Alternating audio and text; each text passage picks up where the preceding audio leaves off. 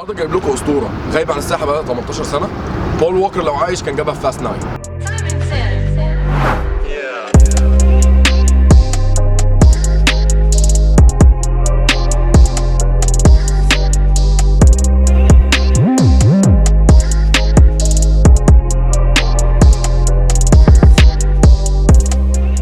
تويوتا سوبرا 2021 انلاين 6 3 لتر تربو 382 حصان 500 نيوتن متر اوف تورك.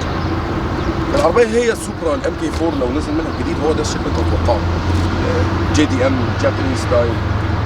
من قدام لب الفنتس ماكلاريناوي يعني ده اي نعم كلهم فيك وين بس فيك بس يعني الفنتس كلها في اماكن صح. فرونت هيد لايت 6 لانزز ال اي دي في تريمنج احمر جوه. تدخل على الجنب فان تاني فيك 19 انش احلى رنجات بالنسبه لي يعني تويوتا ديد جوب يعني ديد جوب خلصوها. ريمبو بريكس. الوايت بودي بتاع السوبرا بالنسبه لي مديها شكل تاني. This is the blue edition. blue edition هو عشان نقول في جي ار 2.0 نازل من دي، في جي ار 3.0 في جي ار 3.0 بلو اديشن اللي هي معانا دلوقتي. نيجي بقى على الحاجات دي من الوكاله. نيجي لورا العربيه ولا غلطه من ورا. الوايت بودي ماشي مع الدارك تيل سبويلر. ممكن تحط عليه ليب لو عايز، ممكن تحط سبويلر كبير، ممكن تحط سبويلر دريفترز اللي بيطلع من هنا. ديفيوزر ويل ديزايند، فوج لامبس، في ريفرس لامب، دول تيبس، رايت سايز حقيقيين الاثنين. طبعا فيك فانتس بس برضو ماشيه مع الديزاين يعني كله مفيش ولا غلطه. يعني ممكن في حاجه واحده في تويوتا وفي سوبرا. مش التويوتا دي مالهاش اي 30 لازمه. الفرق الوحيد ما بينها وبين السوبرا 2020 انه زادوا 47 هورس باور وجاب معاهم فوق البيعه يعني 4 نيوتن متر. وعشان جبنا لكم سوبرا كنا لازم نجيب لكم العدو اللدود ذا التيميت رايفل.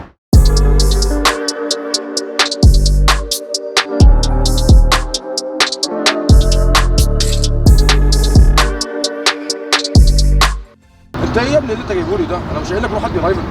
قلت لك رايفل، شغلت رايفل اهي. رايفل ايه يا ابني؟ سوبرا عدو لدود جي تي ار. لا ده من 17 سنه لما كانت الجي تي ار فعلا رايفل مع سوبرا. دلوقتي فرق يعني السماء والارض يعني. ايه فرق؟ كلام فرق. الجي تي ار كام معلش؟ ايه فرق 200 حصان عادي يعني. و300,000 درهم. فعشان كده جبت لك حاجه يعني تمشي معاها. لا ومش جايب لك رايفل، انا جايب لك نفس العربيه. بس اللي انت دي تويوتا حبيبي. ماشي تويوتا بي ام دبليو. تويوتا دي بيزد على بي ام دبليو شاسيه. اشرحها لك. دي بي ام دبليو شاسيه ويل بيز بي ام دبليو، انجن بي ام دبليو، ترانسميشن بي ام دبليو. تويوتا حطت البادي بتاعها بس دي مش مشكله لان في كار ميكرز كتير بيعملوا الحركه دي ودي حاجه كويسه ما فيهاش حاجه. المشكله بالنسبه لي هم اصلا لا قبل ما يبقى مشكله هو اصلا البرفورمانس بوست بتاعهم قال لو هنرجع السوبرا تاني يبقى انا محتاج نفس الانجن بتاع السوبرا القديم ال 96. مين المانيفاكتشر دلوقتي اللي عنده سكسسفول ال 96 انجن؟ بي ام دبليو. هاتها حطها عندي. بس المشكله بقى كان لازم في تعديلات زياده تحصل هنتكلم فيها كلها.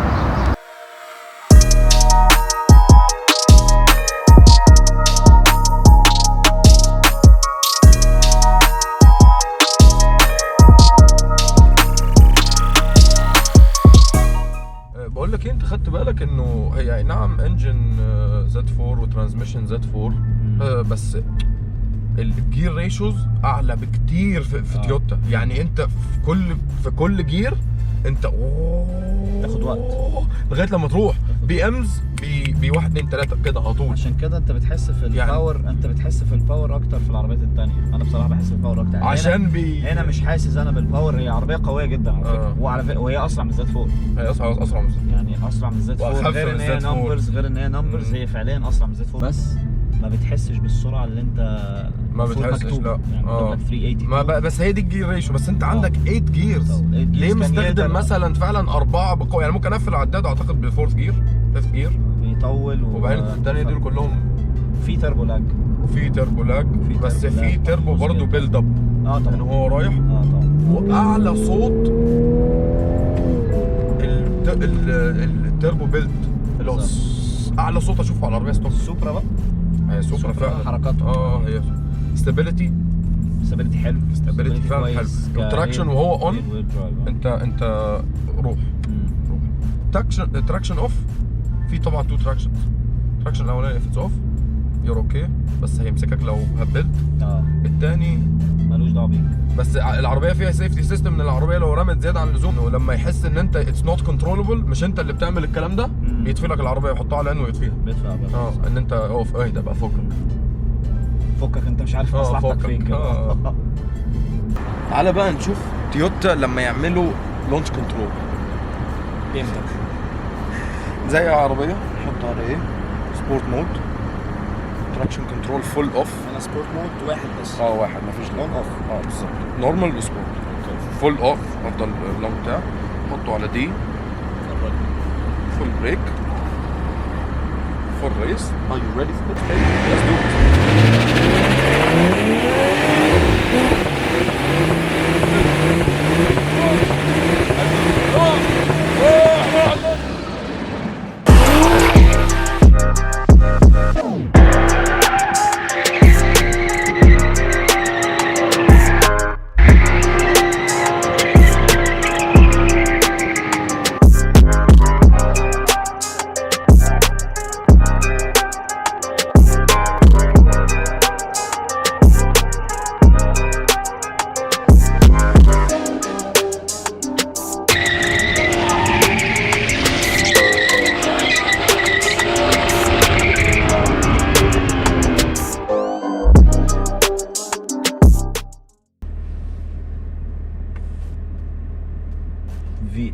VSC deactivated. طيب بعد كده بتطلع برضه مش نافع.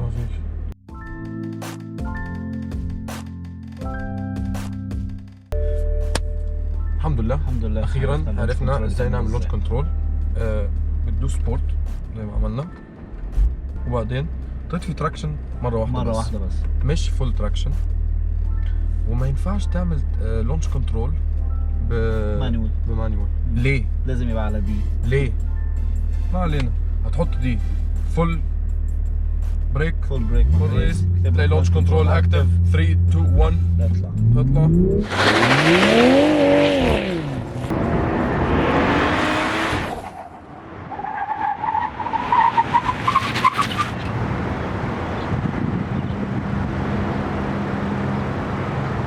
بقول لك ايه، يعني انا اسف، الزيرو تو 100 تعبان. يعني تدي لونش كنترول مش عارف تعمل، مش عارف تطلعه. الار بي ام اصلا بيقلب على 5.5، بينقل على 5.5. ليه؟ طب انت حملها لي على دي، طب اعملها جيف مي مانيوال، خليني انا انقل عشان استخدم ال 6.5 اللي انت مديها لي ار بي ام 6500 ار بي ام. بتنقلي ليه على 5.5؟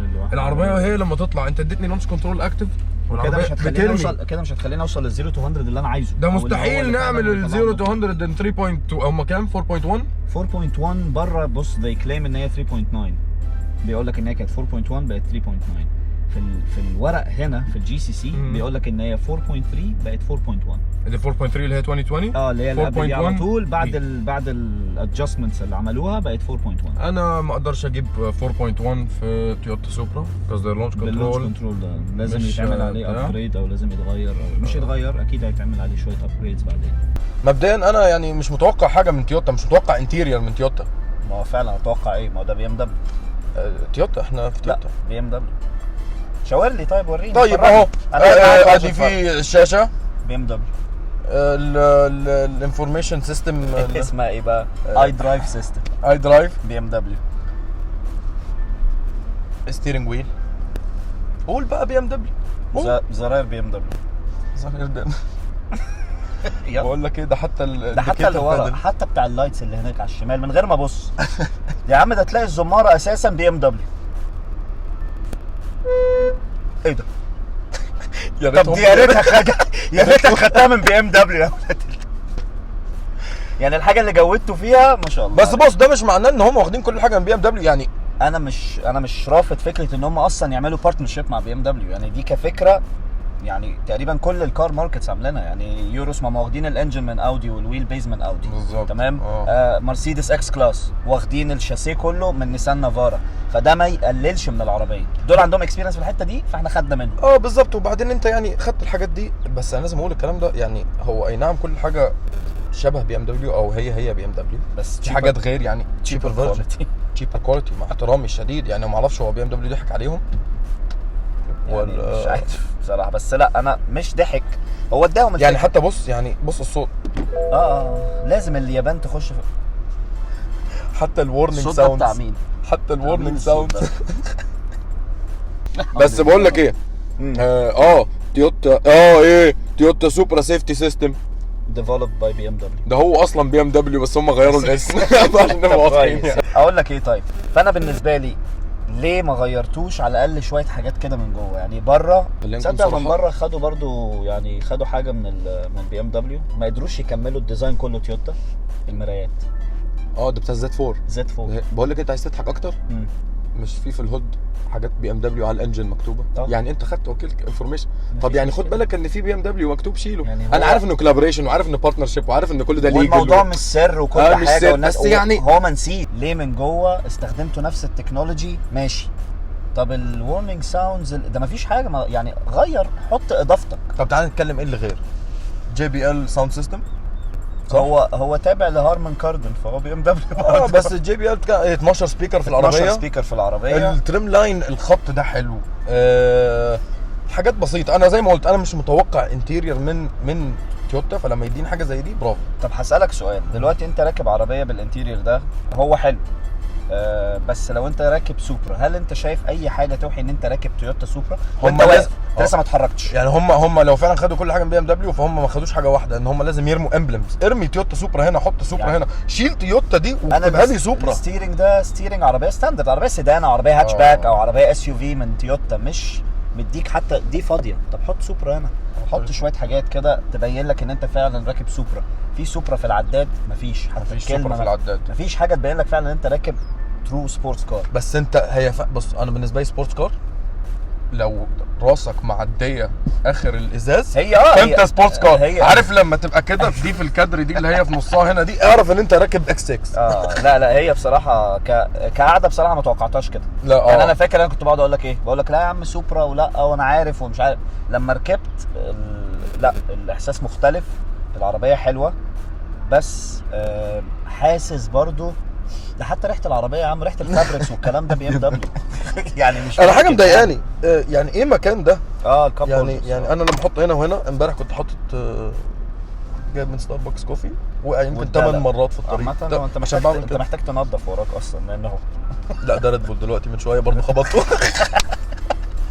فلا لازم بص بالنسبه للكاب هولدر انت ما عندكش اصلا سبيس، فلو هيحط الكاب هولدر هيحطوا لك ورا في الشنطه بالظبط، يا اما هيلغيه خالص. فلا دي انسب حاجه. هو كويس ان مفيش مانيوال. ده لو مانيوال وكاب هولدر ده انت مستحيل. فيعني كويس ان هي كده. اوفرول العربيه من جوه اول ان اول جود جوب. برافو. برافو. هو في زي ما قلت في الاول في 3 كاتيجوريز للسوبرا. انت قلت على الجي ار 2.0 والجي ار 3.0 والبلو اديشن والبلو اديشن. الاسعار بتاعتهم بتبدا من 179,900 بالنسبه لل2 لتر. تمام. هي 255 حصان، موتور كويس برضو بالنسبه ان وزن العربيه اصلا مش تقيل يعني. فاللي حابب يركب سوبرا بالسعر ده يعني ريزنبل شويه. 3.0 اللي مش بلو اديشن اللي هي كانت موجوده اصلا من السنه اللي فاتت دي ب 199. اوكي. وبعدين بتيجي العربيه بقى اللي احنا راكنين دي البلو اديشن، دي اعلى حاجه، دي 204,900 والفرق مش كبير يعتبر ما بين 199 و 205. بتتكلم على بص يعني 180 و200 و205 بالظبط. وبصراحه ده اللي يخليني ارجع افكر تاني ان انا اشتري العربيه دي، لان انا من البدايه كنت بقول لا ما اشتريش. بس انت كنت بتقول الجمله دي عشان انت مستني عربيه من 19 سنه. يعني انت لما كنت تبص على الام كي 4 كانت سوبرا فانت كنت مستني نفس الحاجه. بس خليني اقول لك برضو ان احنا يعني انت فاكر السوبرا القديم ستوك كان شكله قذر. ستوك. لا ما بتكلمش على الشكل. بص انا بتكلم كعربيه ان جنرال. العربيه وصلوها قبل ما تطلع فيز اوت من الماركت اصلا كانت كام؟ كانت 326 حصان. دلوقتي انت بتتكلم في عربيه نزلت 335 اللي هي بتاعت 2020 اللي هي زودوا 10 حصان وبعدين زودوا 50 كمان شويه بقت 382. فهل هو ده اللي انت تستناه من عربيه زي دي بعد 17 18 سنه؟ ما انا هديك بقى ايه، في اشاعه بتقول ان تويوتا في 2022 هتنزل 3 JZ. فاكر الانجن بتاع الام كي 4 اللي هو 2 جي زي؟ طبعا هينزلوا 3 JZ. بس بيقول لك اديني سمعني ارقام.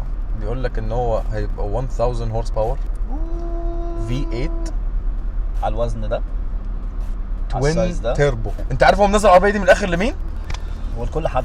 كورفت سي 8 ده انا مش شايفه مع السي 8 بس، ده في حته ده ثانيه. كل حاجه. ده هيربي كل حد لو نزل 3 جي زي فعلا. ده هيربي كل حد. بس دي وقتها تبقى عربيه فعلا. 0 to 100 اشاعه كده في السريع. اكيد اقل، اكيد في ال2. لا 0 to 100 ده احنا بتاعنا احنا. احنا 0 to 100 احنا مش عارف الشو. انا رحت لا انا بحسب، عارف تقول ايه؟ بحسبها بتقول 0 to 100 كام يعني. أيوة. العربيه الجديده اللي هتنزل 2.5. شوف 2 حاجه 2.5 بيبي. 0 to 100 2.5. لا هو هينزل يحط على الناس. السؤال بقى، هل العربيه دي بعد 20 سنه هتبقى زي السوبرا الام كي 4 لما كنا بنشوفها؟ هل لما تشوفها هتعمل؟ سؤال حلو.